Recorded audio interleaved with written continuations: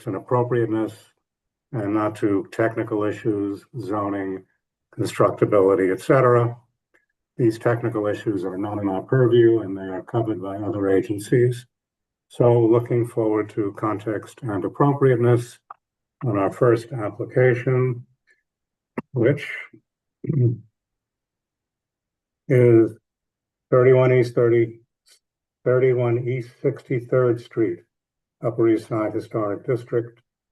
Chad Firmstone, AIA is the architect, a no-style building designed by Traynor and Fadio and constructed in 1915. Application is for enlargement of the rooftop addition. Is the architect here? Yes, he is. But David, do you want me to go run through the technical side of Zoom really quick before we jump in? Sorry, I'm so rushing that. Me too. Didn't mean to rush past that important piece of information. No worries. I'll make it super quick. It'll be a short meeting tonight, so you can take your time. Welcome. If this is your first time joining us virtually, you will notice that you are currently muted and everyone will remain muted throughout the meeting except for the committee co-chairs, David and Anthony, and any presenters as we move through the agenda. Following the presentations, the co-chairs will call on members of the public wishing to speak. You can participate by pressing the raise hand button on the bottom of your screen, not the wave or thumbs up, as those will disappear. Only press it once. If you press it a second time, your hand will go back down. If you're calling in on the phone, it is *+9 to raise your hand and *+6 to unmute. Be on the lookout for a prompt asking you to confirm unmuting once the co-chairs call on you. The chat is available for technical support only to help with Zoom software problems, not to ask questions of the co-chairs. They will not see the chats. If you're using an older version of Zoom, you may need to find the React menu, Participants menu, or a button that says More, where you will find the raise hand feature in one of those. If you plan to speak during the meeting, it would help us if you would rename your device with your full first and last name. Please do not raise your actual hand or wave at the screen because we may not be able to see you. Chat me, I'm here for support. Thank you. Thank you, Jordan. I see Mr. Firmstone is awaiting the invitation to present. Yes, and Chad, you should have gotten a prompt to unmute and you should be able to share your screen when you're ready. Hello, how are you doing today? Can you guys hear me? Yep. Yes, we can. All right, cool. So we're presenting in front of the board 538 square foot addition that's going to be added to the rooftop of this building. There is an existing bulkhead / room that's already up there. We're basically kind of enlarging it based on my client's needs. Basically, he wants the front to be an office and the rear to be a bedroom with ensuite bathroom. I guess I will share. Do I share the plans, or you guys do that? You do it. You can go ahead and share your screen. Okay.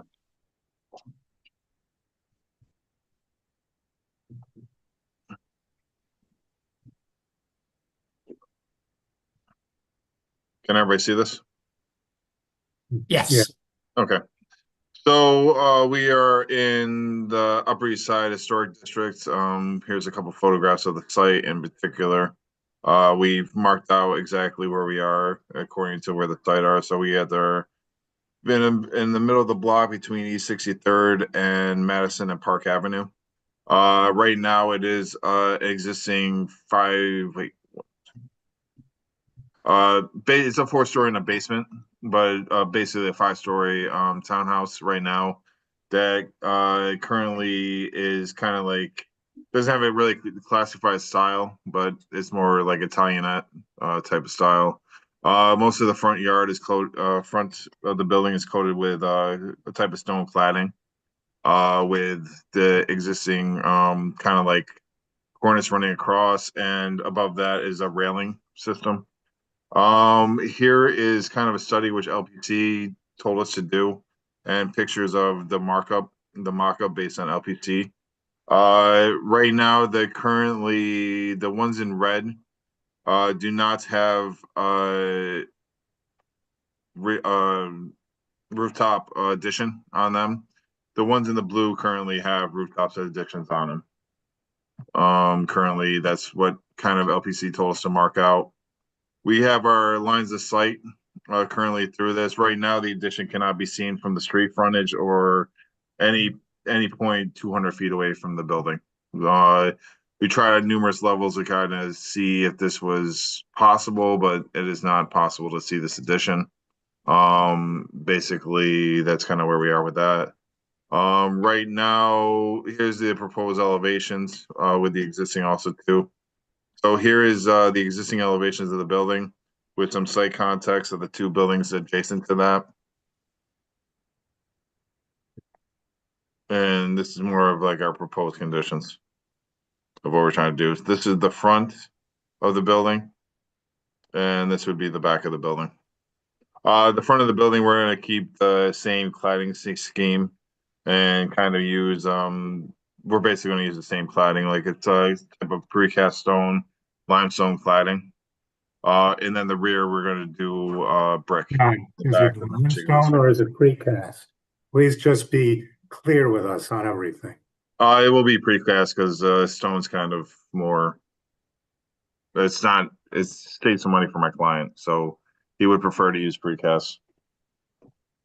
So what's on there now? Right now, this is, you talking about the base of the building? Yeah, I we were talking actually, about being the same on the addition as on the base, if I heard you correctly. And then I wasn't sure whether it was limestone or whether it was. it's a type of stone, but it's more of a stone cladding. It's not actually adhered, to anything. Like, there was actually a rain screen that was done earlier on this project. This was prior to my time being there, so I don't necessarily know what the materiality is as a thing, but I can't get the records for that. But it's a stone cladding of some kind. Yes, And rather than match it, you're going to use precast on the addition. yes. Okay. Some semblance of the floor plan. This is the type of addition that it's looking to put up there. We're gonna keep the existing staircase. Right now, the existing staircase is right here. This was actually the edge of the rooftop addition. And basically now he wants to enlarge this area do as a part of bedroom and then office in the front.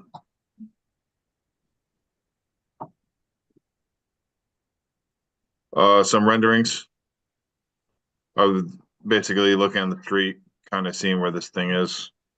You really can't see any of the addition at all. No, certainly not going to see it through those beautiful trees. Yeah. And then a massing diagram of kind of like the two adjacent properties next to it with the addition built on.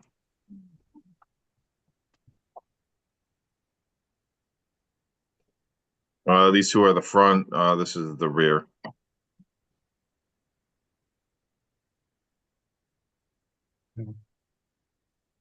Pretty straightforward project. The only thing, the main reason LPC wanted us to come to the thing is just because of the fact that there was a rear addition built at a prior time, and I guess you could only do two additions based on the landmark permit.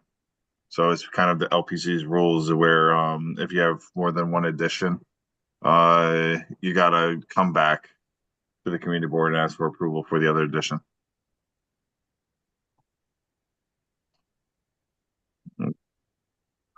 That's all I really have. I'm not seeing the whole drawing. I don't see the lower portion of it. That's better. Okay, Oh, this was the rear addition. right. Okay. Drop it again a little. If you drop it a little bit, because now the top is cut off. Just make it a little smaller, drop it down on the screen so we see all three pieces, Okay. all three images. That's good. All right. Okay, that's the presentation. Yes.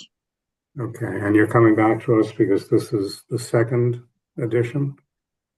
Yes, Or- that's LPC. That's what Jared Knowles told me that since there's more than one edition um that we need to go through the community board.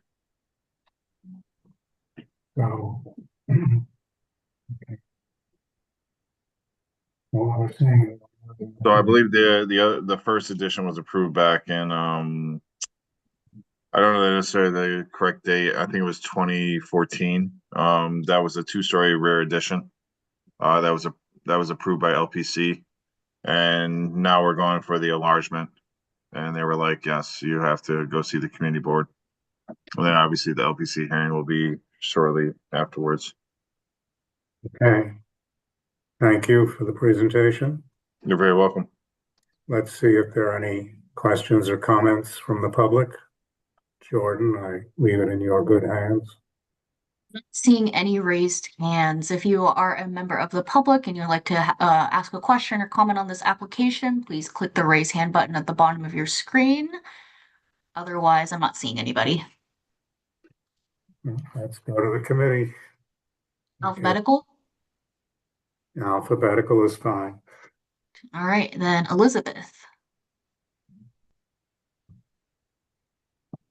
I'm at a slight disadvantage because I just got a tiny picture of what you've done, and I can't enlarge it. But I did, see it before, and I would not call this a no-style building. I think that this is a very handsome building that fits in its community well. What I don't know and haven't seen is the view of the rooftop addition, from people in the street, the public way. And did you have any pictures of that? We have some pictures of the mock-up that was taken. Oh, yeah. Well, I don't know how we've had this is a terrible Zoom experience because Sorry. I don't know if other people have a good picture.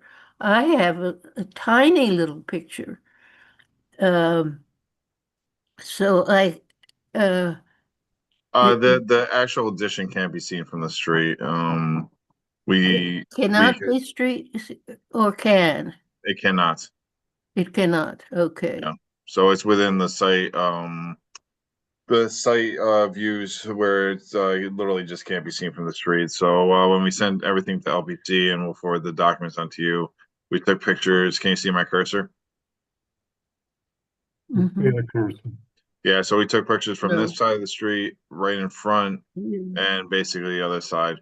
And we actually went all the way That's around to Your 60. cursor to me is a quarter of a size of a pinhead. So I'm afraid I'm really Well, it would have in been a helpful to very you to, difficult position to comment on something I can hardly see. Is there any way that we can increase the picture, or is I everybody else getting a decent size? I can't talk on the Zoom technology. That's is currently. Elizabeth, I'm finding that it's smaller than usual, Yeah. but at least I can see it. Well, I don't, I have to go on what I remember of what I saw recently of the papers we got. And since I did, I guess since you can't see it from the street, I can't object. I think this is a good building, and I hope that anything that is seen from the public way respects that. And I guess if you can't see it, I can't oppose it. We're literally taking the same cladding system and we're gonna redo it on top of the rooftop. So Mm-hmm. the yeah. futures, if you take photographs of a mock-up from the street, which is the whole point, then you should share them with the community board. Yes, we could prep that really quick because I know that we have another meeting on the 21st and you'll have those photographs for that. We sent them to LPC already, but I don't know why they weren't added to this presentation. I apologize. Okay, well, you have the choice on the 21st of presenting in the public session if you feel that you would like to? That's up to you guys if you want me to. I could just submit the revised documents and just send them over to you with all the photographs. Now, we will certainly appreciate that as a committee, but tonight we're going to vote on it. And whatever we vote on is what's going to go to the full board. Okay. So if you're happy with the vote, then you may want to do nothing. And if you're not happy with the vote, then you may want to make a case, which you Okay. can do in the public session. Okay. Elizabeth, you've completed your comments. Yes. Okay. All right, next, Michelle. Thank you. Unfortunately, I think this is a woefully insufficient presentation. Is there any reason you didn't submit any photographs of either the front of the building, the back of the building? I don't mean renderings, but I mean photographs to put it in context. You've included 7 slides, a couple of which are mainly site drawings. So it's woefully insufficient. I don't know anything. I have to take your word for it that it can't be seen. And based on that premise, I have to make the assumption that because it can't be seen, that anything you're doing up there is okay. And I don't feel that way. So this is very difficult for me to make a judgment on. This maybe can't be seen, but I don't know what the materials are. I have no samples of it. I don't know what it looks like at the back of the building. In one slide, it looked as though you had a room at the front, but you were adding either a whole room at the back or you're adding square footage to one or each of those, not quite sure. But this is not enough information, and I'm sorry, it's a very insufficient presentation. I really don't know what I'm going to do about this, but I have no questions to ask you because you don't have the materials with you to answer the questions that I would be asking. So it would be fruitless, but thank you. Thank you, Michelle. Next up is Alita. Oh. Thank you. I'd like to say thank you for your presentation, but I really can't because I'm troubled by your lack of interest in being before the community board and not seeming to understand that we actually have a function here. I don't understand the rendering of, so I, for one, cannot take your word that it's not visible from the street, because unfortunately I've had experiences where that's what architects have said. And then I get to the street and lo and behold, it is visible. I saw it on Park Avenue and I saw it on Madison Avenue. So I don't necessarily, I can't take your word. I also don't understand why you would have created a rendering of or a view from the street and put those trees there, as David mentioned, when you had the option of not putting the trees there and allowing us to see what it actually might look like from the street. I agree completely with Michelle that there should have been photographs. We don't know anything about it. And from your images, yeah, there we go. I don't understand those trees. And I've noticed a lot of times presentations now include trees with a claim that the rooftop addition or other modification or alteration is not visible from the street. And it seems wrong to me when you have the choice to put those trees there or to take, I mean, sometimes you can't help it. If it's during the summer or the spring or the early fall, there were the trees, but you had the choice and you chose to put in the street, the tree. So therefore, on that basis alone, I cannot vote yes for this. And I do feel that it could have been a more engaging process with the committee for your presentation. So I'm not happy with the presentation, not happy with this. The views from the back make it look like a bunker on the top of the building instead of something that's meant to go in a historic district. And I find nothing at all satisfactory about this presentation. Thank you. Thank you, Alita. Next up is Miles. I want to apologize firstly. I was not able to see the full presentation, so I don't feel comfortable with the comments. However, just listening to my fellow board members, I was just curious if there was the option to actually push this issue in order to try to receive those photos that were seemingly missing from the presentation. and if that could be a valid option to address the issues. I also tell you right now, we don't do that. Whatever they present to us at our meeting is what we rule on. They have their opportunity to come and do the right thing. They are welcome to postpone going to landmarks and come back to us. But right now, whatever he presented tonight is what we are going to vote on.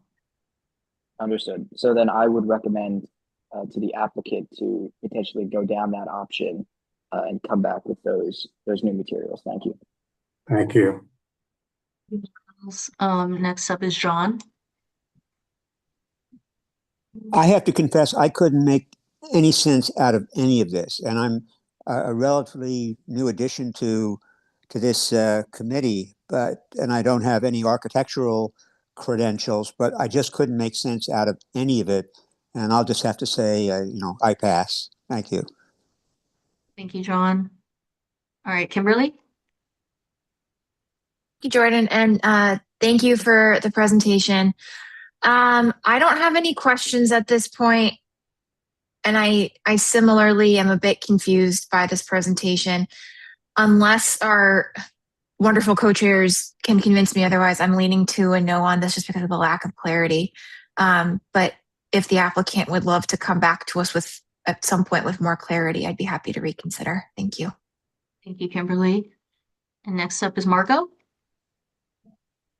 Thank you, and thank you for the presentation. Well, I did a good research in this project, and I checked Google Earth that give me an idea what's going on all rooftop additions on the block. And this is my statement in function of that. At the outset of this review, the proposal appeared to involve only a horizontal extension. However, upon the examination of DOB application, it became clear that the project in fact includes a vertical enlargement of one full story, a change with a far more serious consequence for the surrounding neighborhood. This impact is particularly significant given the historical context of the block. Although the subject property is not formally located within the Threadwell Historical District, the buildings along the north side of East 3rd Street, directly facing the district, are older and historical comparable to those within it. Against this historical backdrop, the introduction of an additional story represents fundamentally the disruption of the established scale, proportion, and architectural harmony of the block, creating an outcome that is incompatible with the character and legacy of one of the oldest preservation areas on the Upper East Side. The subject building has historical functions as a four-family structure with a basement, a configuration that require a bulkhead under the existing code. However, the present proposal seeks to convert the building to one single residence, thereby eliminated the bulkhead requirement.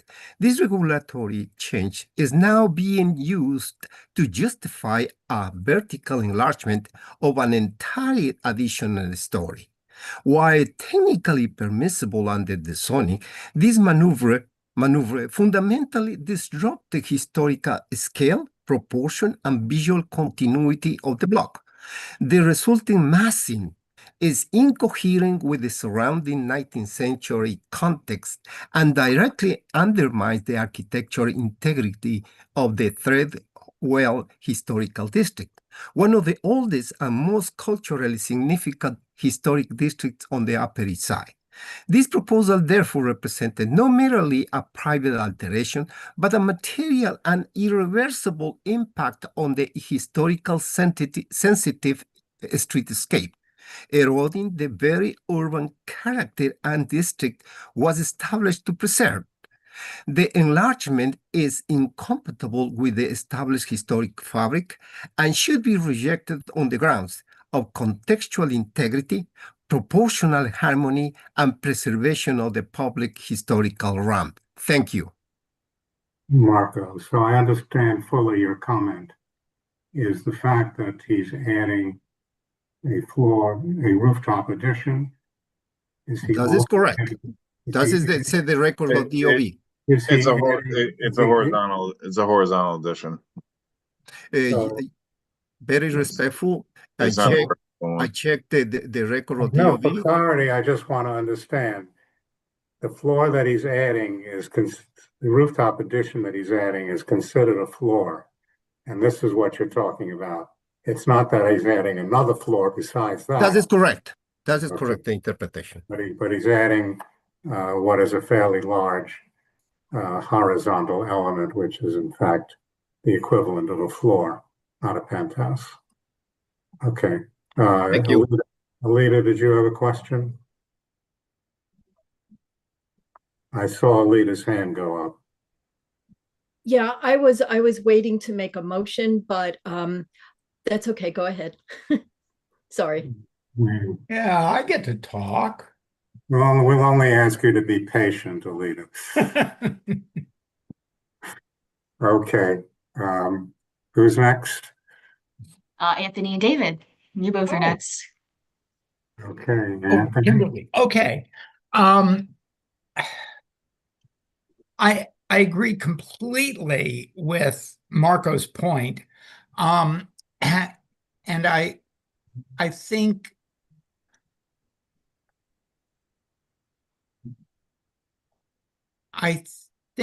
it would have been useful for the architect to have made a larger effort in presenting this to us.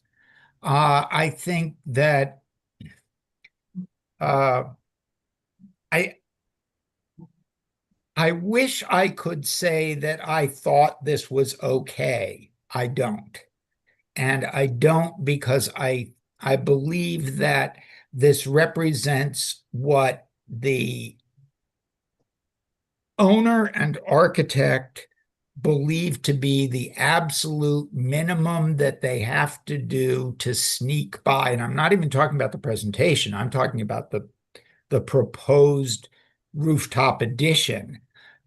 Is the very least that could possibly be done in terms of aesthetics, in terms of appropriateness.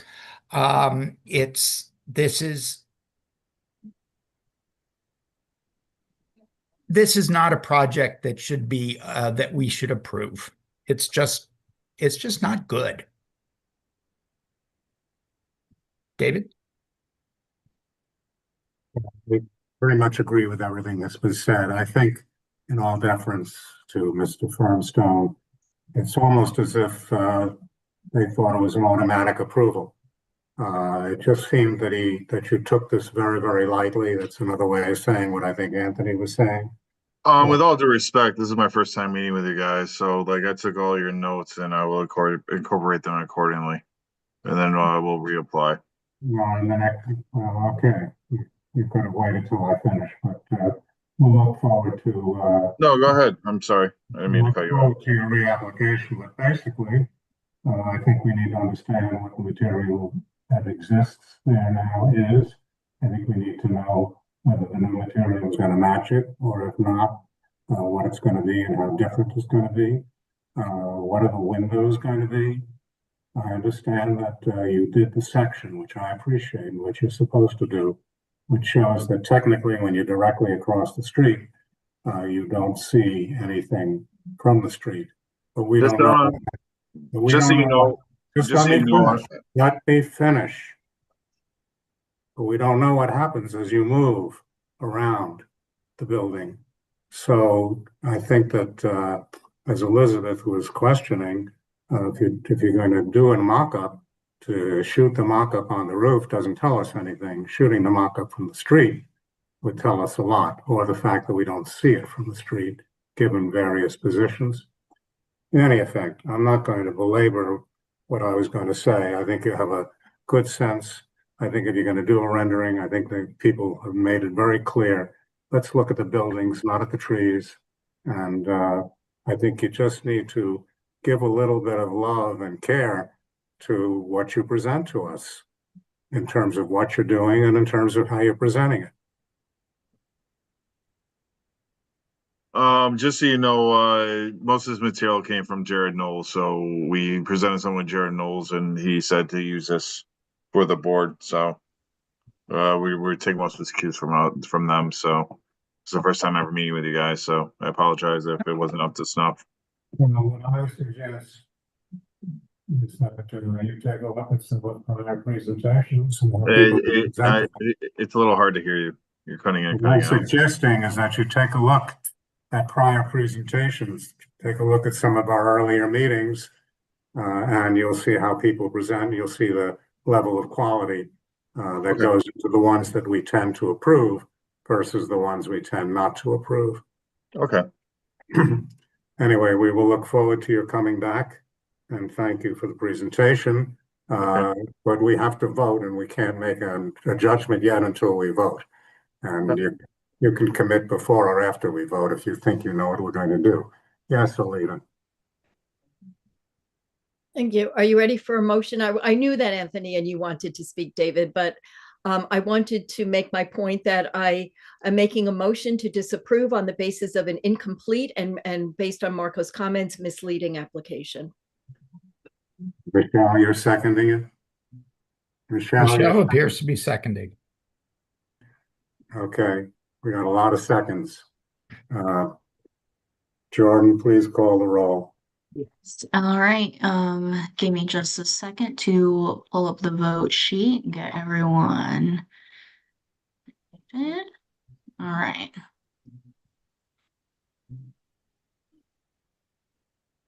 Okay, so this is item 1, 31 East 63rd Street. This is a motion to disapprove. So a yes means no. Elizabeth, Yes.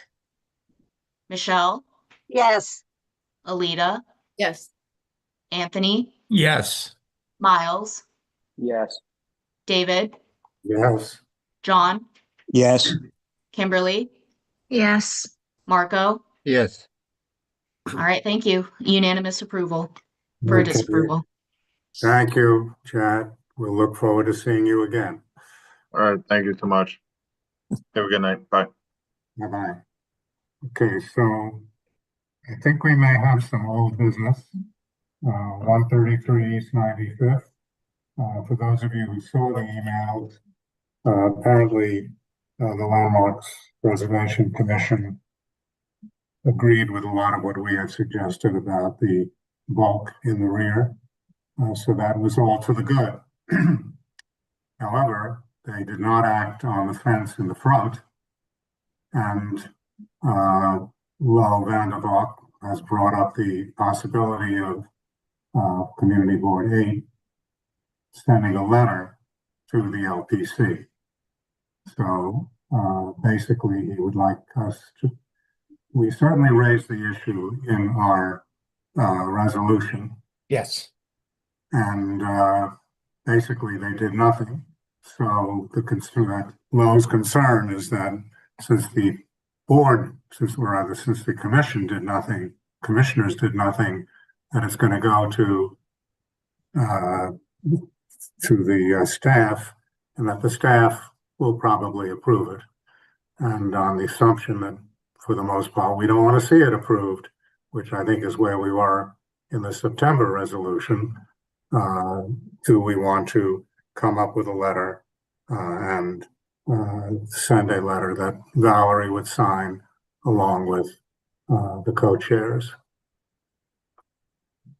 Yes. Any Yeah, I think I mean I read the correspondence from this afternoon, and I think it's clear that we did not want the fence in front of the house, and I think Lowe's fears are well founded.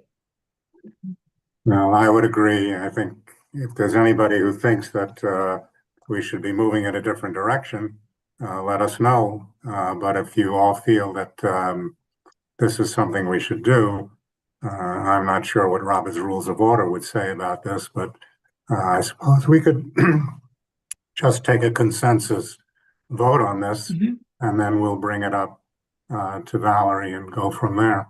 If it's a letter, you don't necessarily need to vote on it if there is a general consensus in writing a letter as opposed to passing a resolution. Well, that's agreed. That's why I'm saying consensus. Yeah. Okay. Anybody opposed?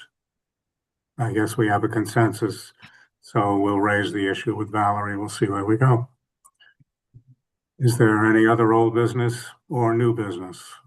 I see Lowe's hand up as well as Alita's. Low? Yes, I thank you, committee chairs, for taking this matter seriously and adopting your proposal. Thank you. You're welcome. Alita? Thank you, David. As new business, I'd like to propose that this committee, and also zoning for you, Anthony, it's just landmarks came first, take up the issue of developers calling a building 25 stories when it's actually 450 feet because they've raised the ceiling height to 20 feet. The newspapers pick up on that and they make it look like it's a much more reasonably sized building than it is.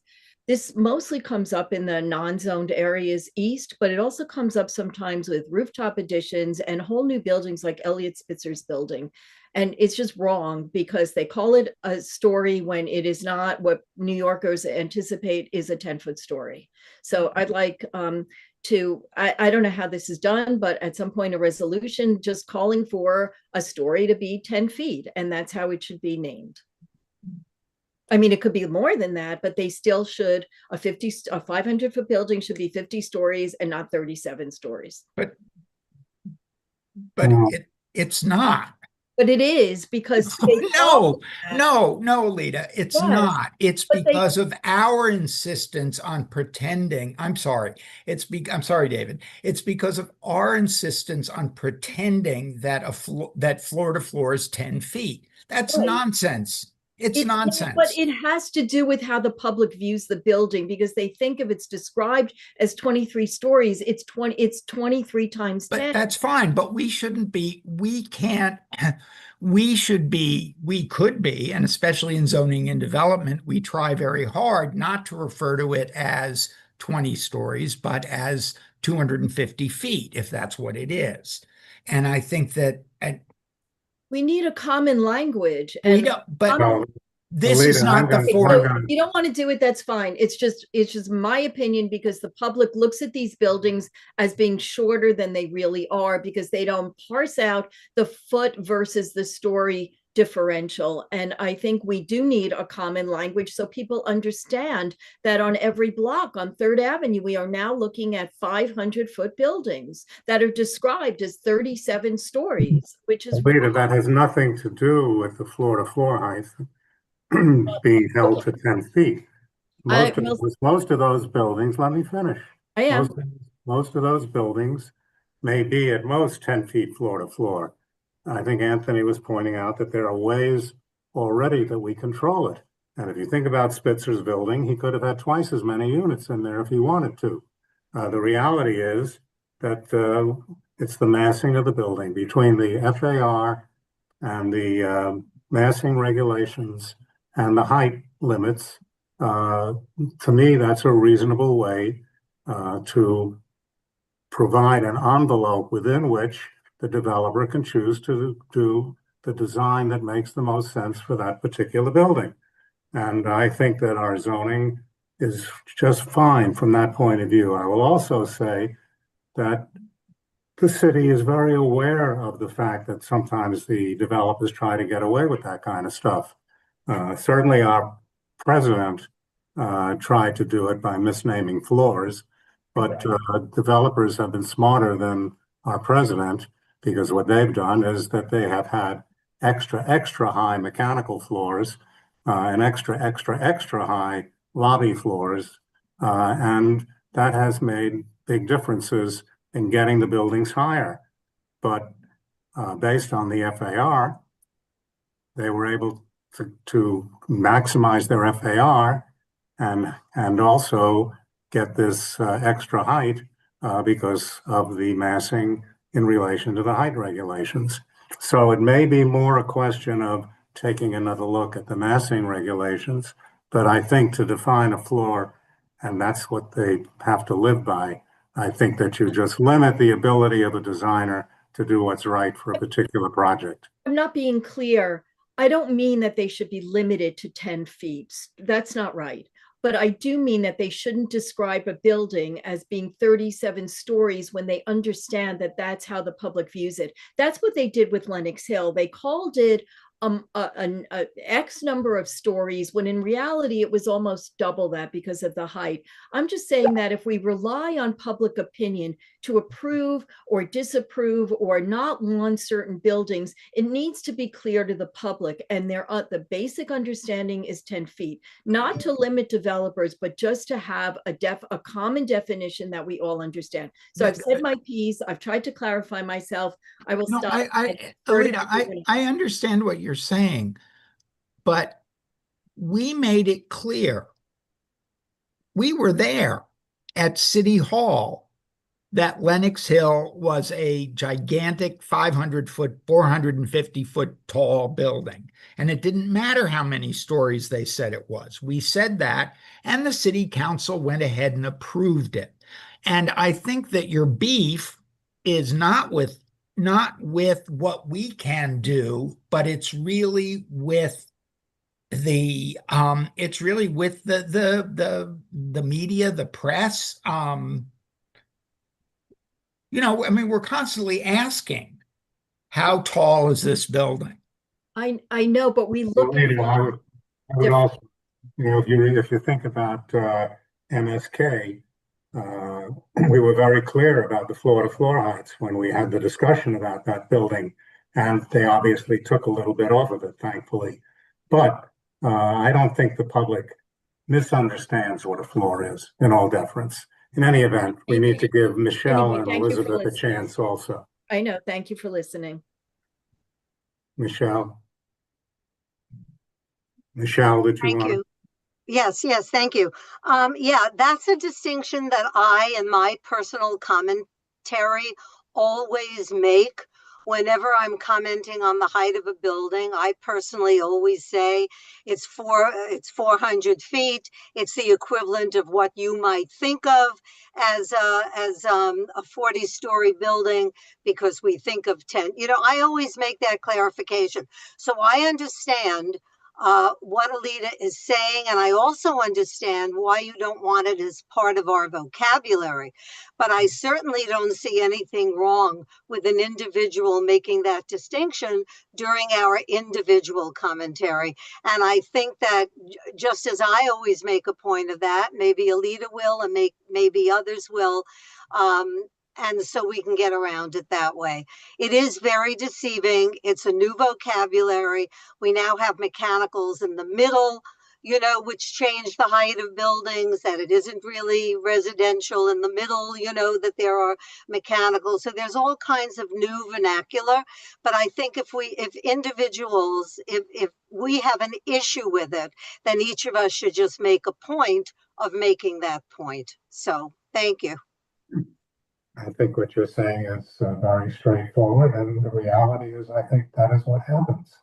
And I think that's what happens, Michelle. People do make that point that you're making. Elizabeth? I think this is just the difference between what the law is. We've got proposals, but with height limits. And I think all the good zoning that we've got in the Upper East Side has height limits, suitable height limits, of a certain number of feet. But of course, anybody can go up there and say, the Empire State Building is 2 stories. It's a free country and free speech, but so we can't really do anything about that when people do it. So that's all. Anybody else want to comment on this? Anybody else want to comment on? Who has his hand raised? Marco? Yes, thank you. I think Elizabeth is absolutely right. And I think she started with the issue of 210 feet. for the community board, and the position in our community board is 210. So the issue right here is we cannot limit the designer to make taller floors. That's the choice. But we can do it is to limit the height of the building. And then basically probably we can request to have a quality of housing, which is R10-8, limit the height and increase the quality of housing in our neighborhood. So combine it, that should be an excellent idea. Thank you. Okay. Anybody want to raise another issue or make a motion to close the meeting? I move we adjourn. Thank you, Anthony. We Seconded have a by second. Michelle. And Kimberly. Okay, thank you all. Thank you. See you a week from Wednesday. Yeah, see you next week instead of in 2 days. No, it's right. Yeah, next week, right. Yep, A week next week from Wednesday. Yep. Thanks All a right. lot. Have a Good good night, night. everyone.